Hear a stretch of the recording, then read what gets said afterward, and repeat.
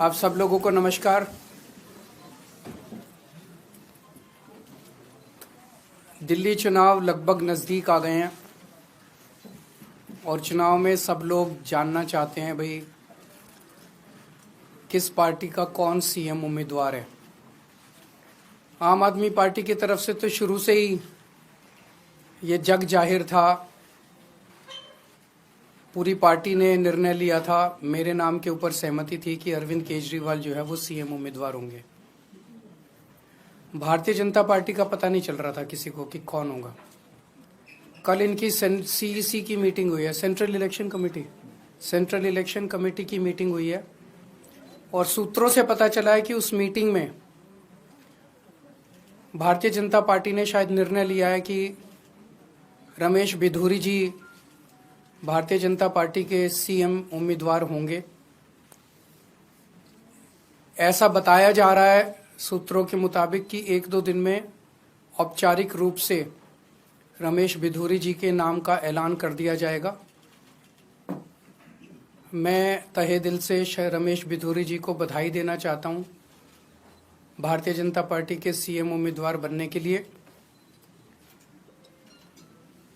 मैं दिल्ली की जनता की ओर से मांग करता हूं कि रमेश बिधूरी जी बताएं कि उन्होंने 10 साल सांसद के तौर पे बतौर सांसद उन्होंने 10 साल दिल्ली के लिए क्या क्या काम किए। वो दिल्ली की जनता को बताएं कि उनका विजन क्या है दिल्ली को लेके, वो दिल्ली में और क्या क्या काम करेंगे। अगर उनको दिल्ली के लोगों के लिए उनका विजन क्या है वो ये साफ साफ बताएं दिल्ली के लोगों को। और जब उनका औपचारिक रूप से ऐलान हो जाएगा तो जनतंत्र को सुदृढ़ करने के लिए मैं ये भी चाहूँगा कि उनके औपचारिक नाम का ऐलान होने के बाद एक दिन दिल्ली के लोगों के सामने, देश के लोगों के सामने, सारे मीडिया के सामने आम आदमी पार्टी और भारतीय जनता पार्टी के रमेश बिधूरी जी के जो भी सीएम कैंडिडेट होगा उनके बीच में एक सार्वजनिक डिबेट होना चाहिए जिसमें जनता देख सके कि वोट इसको देना है कि उसको देना है, इसने क्या काम किया, उसने क्या काम किया, इसका क्या विजन है, उसका क्या विजन है। तो हम इंतज़ार करेंगे 1-2 दिन में शायद रमेश बिधूरी जी का औपचारिक ऐलान हो जाएगा। उसके बाद फिर हम आगे देखते हैं क्या होता है। अगर कोई प्रश्न है आपके तो क्या आप ये फैसला सही मानते हैं? मतलब आपको लगता है वो सही व्यक्ति? जनता तय करेगी कि कौन सही है कौन गलत है।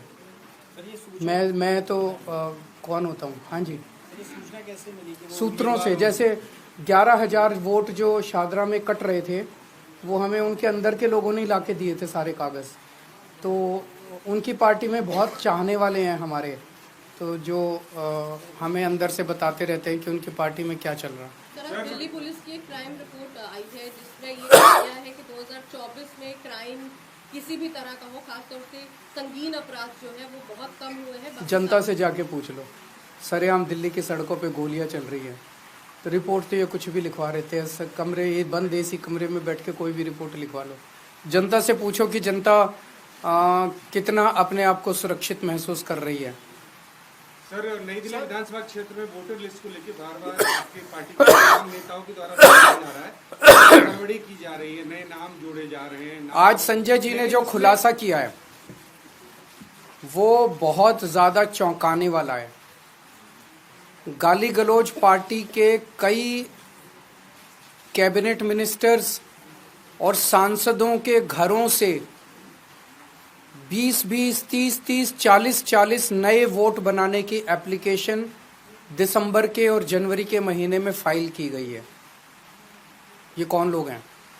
अचानक इतने लोग सारे बीजेपी के गाली गलौज पार्टी के सांसदों के घरों में कैसे आ गए? कई ऐसे एक कमरे की झुग्गी, छोटी सी झुग्गी, उसमें 30 वोट बनाने की एप्लीकेशन आई हुई है। एक छोटी सी दुकान, उसमें 40 वोट बनाने की एप्लीकेशन आई। कौन है ये लोग?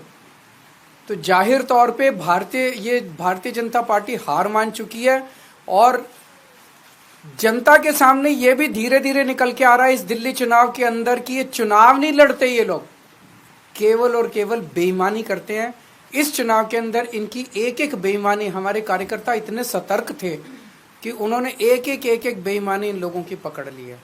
पर वो सारी बातें हैं, उस पर भी चर्चा करेंगे। आज तो आप यही जनता को बताइएगा कि रमेश बिधूरी जी जो है वो इनके सीएम कैंडिडेट शायद बनने जा रहे हैं। बहुत बहुत शुक्रिया। चैलेंज कर रहे हैं डिबेट के लिए उनके सीएम फेस के साथ। बिल्कुल चैलेंज कर रहे हैं।